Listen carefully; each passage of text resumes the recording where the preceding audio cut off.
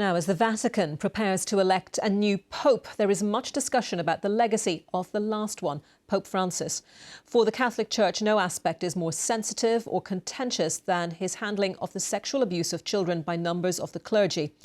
While Pope Francis is widely acknowledged to have gone further than his predecessor in enacting reform, many survivors of abuse do not think he went far enough.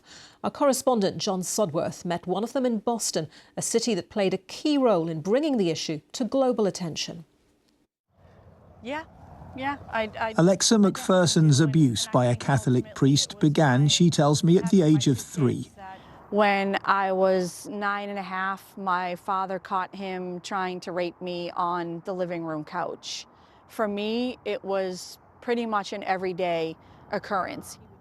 The priest, Peter Kanchong, seen here with Alexa in a family photograph from that time, was originally from Thailand.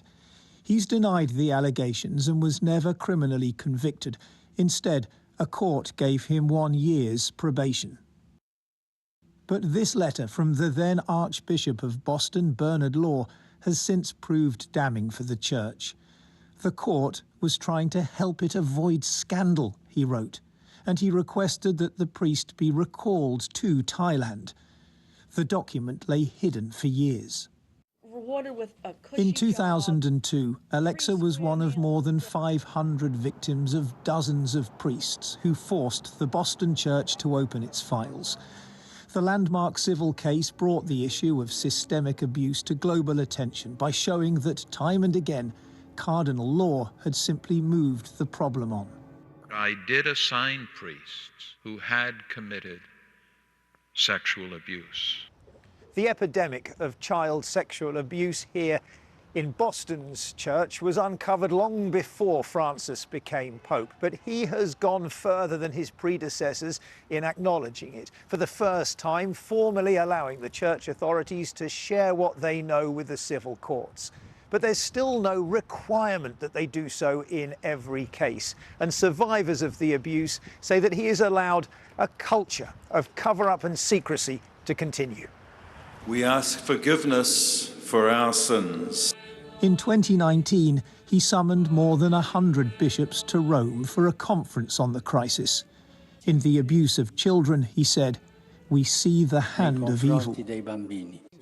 For Alexa, though, the Pope failed to match those words with enough meaningful action. What was your reaction to hearing about the Pope's death? I actually don't feel like I had much of a reaction. I don't think enough has changed. There's just so much more that the Church and the Vatican and the people in charge can do. And one of the biggest things is turning over predatory priests and the people who covered it up and holding them accountable in a regular court of law and not shielding them and hiding them any longer. As the world weighs a complex legacy, for victims, the focus is on whether the next pope may be persuaded to go further in protecting future childhoods from harm. I don't really like to look in that direction. Alexa still lives within sight of the parish where hers was shattered. John Sudworth, BBC News, Boston. And a reminder, we will have full coverage of the papal conclave here on BBC News. My colleague Mariam Mashiri will be in Rome tomorrow as those 135 cardinals from across the world meet at the Vatican to elect the next pope.